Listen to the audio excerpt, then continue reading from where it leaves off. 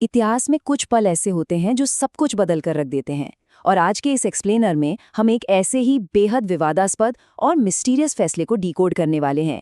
एक ऐसा फैसला जिसने उस वक्त पूरे देश को एकदम शॉक में डाल दिया था और जिस पर आज भी बहुत बहस होती है।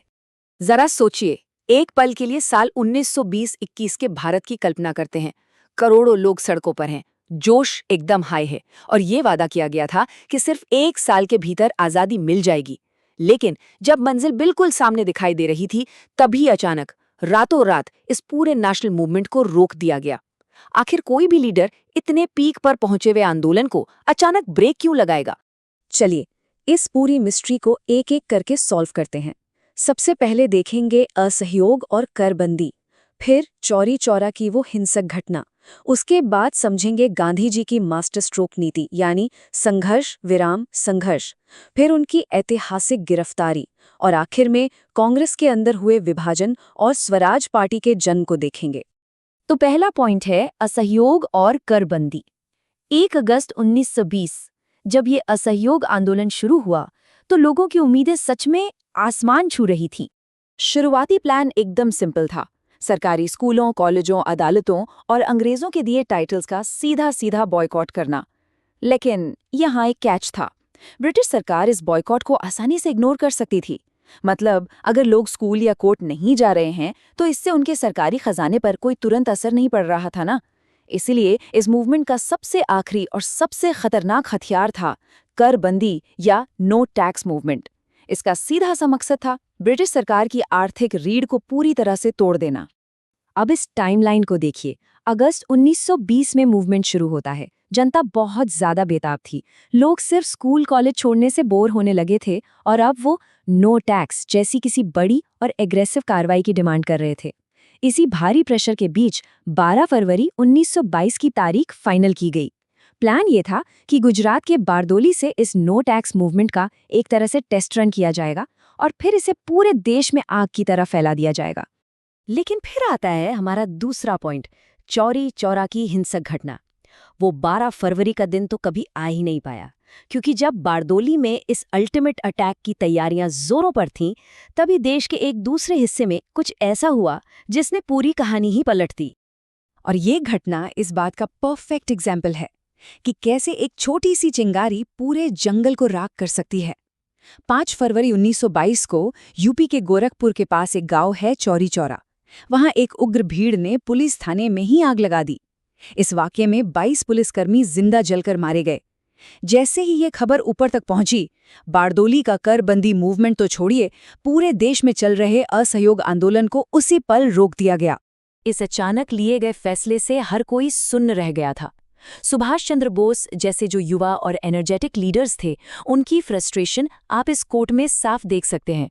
ऐसे समय में पीछे हटने का ऑर्डर देना, जब जनता का उत्साह एकदम उबाल पर था, किसी राष्ट्रीय आपदा से कम नहीं था।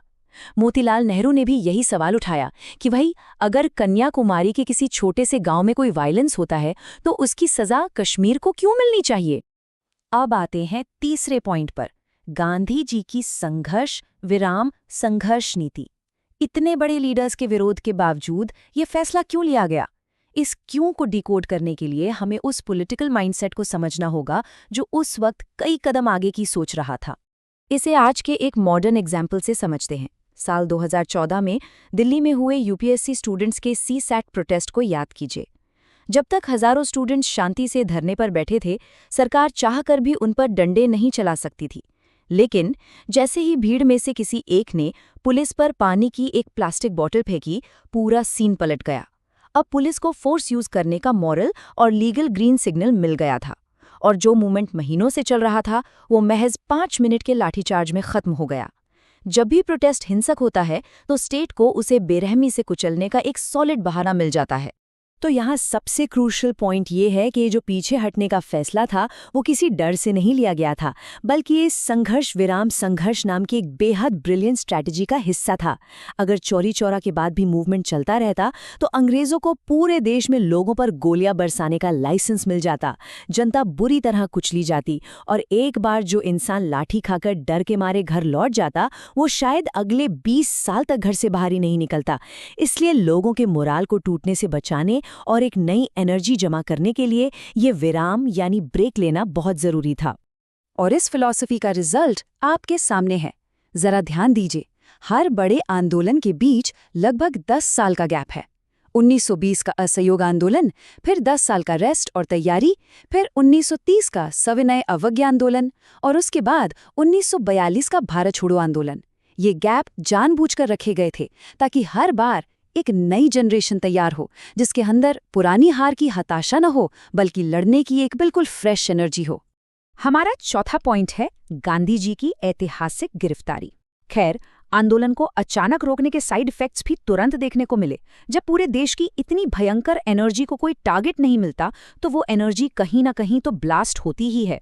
और जब इस मास एनर्जी की डायरेक्शन खो जाती है, तो ये कितनी डिस्ट्रक्टिव हो सकती है। इसका एक दुखद एग्जाम्पल था केरल के मालाबार में हुआ मोपला विद्रोह। वहां के मुस्लिम मोपला किसानों ने कर बंदी के मैसेज का कुछ और ही मतलब निकाल लिया। मूवमेंट बंद होने के बाद भी उन्होंने टैक्स देने से मना कर दिया, और जब नंबूद्री ब्राह्मण जमींदार पुलिस को साथ लेकर आए, तो इस पूरे क्लैश ने एक बहुत ही भयानक कम्युनल यानी सांप्रदायिक रूप ले लिया। ये साफ दिखाता है कि अनगाइडेड पब्लिक एनर्जी कितनी डेंजरस हो सकती है।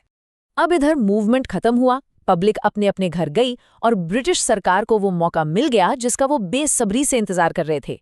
सेक्शन 124A यानी सिडिशन, राजद्रोह के चार्ज में अरेस्ट वारंट निकला। जिस लीडर को छूने तक की उनकी हिम्मत नहीं हो रही थी, उसे अब बहुत आसानी से गिरफ्तार कर लिया गया, क्योंकि अब वो जनता वाली ढाल बीच में नहीं थी। और फिर कोर्ट रूम के अंदर एक बड़ा ही मजेदार हिस्टोरिकल मोमेंट हुआ। जज ने 6 साल की सजा सुनाई, और इसके जवाब में रिएक्शन क्या था? एक ताने भरी मुस्कान और थैंक यू।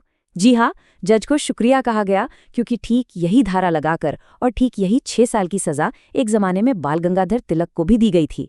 बिना कोई हिंसा किए तिलक जैसे लीजेंड के बराबर लाकर खड़ा कर दिए जाने पर यह कमाल का इंटेलेक्चुअल तंज था। अब आते हैं हमारे 5वें और आखिरी पॉइंट पर, कांग्रेस विभाजन और स्वराज पार्टी। लीडरशिप अब जेल के अंदर थी और बाहर बन गया था एक बहुत बड़ा पॉलिटिकल वैक्यूम। इस खालीपन ने कांग्रेस के ही अंदर एक वैचारिक गृहयुद्ध यानी आइडियोलॉजिकल सिविल वॉर छेड़ दिया। इस कन्फ्यूजन की वजह से कांग्रेस 2 साफ गुटों में बट गई। एक तरफ थे प्रो चेंजर्स यानी परिवर्तनवादी, जैसे सीआर दास और मोतीलाल नेहरू। उनका लॉजिक था कि भाई, जब आंदोलन बंद हो ही गया है तो क्यों ना चुनावों में उतरा जाए और सिस्टम के अंदर घुसकर अंग्रेजों के काम में अड़ंगा लगाया जाए।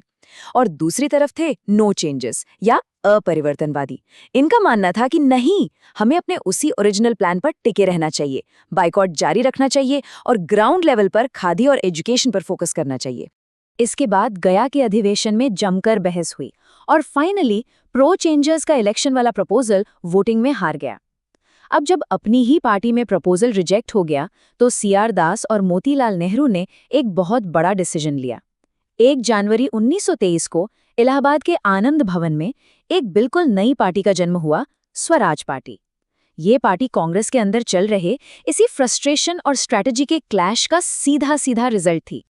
तो इस पूरे एक्सप्लेनर के बाद एक बहुत गहरा सवाल हमारे सामने आता है, मूवमेंट को उस एक्सट्रीम पीक पर रोक देना, क्या वो सच में एक बहुत बड़ी और भयानक भूल थी, या फिर वो ब्रिटिश सरकार की बंदूकों से लोगों को बचाने और फ्यूचर की लड़ाइयों के लिए एनर्जी बचाए रखने का सबसे बड़ा मास्टर स्ट्रोक था?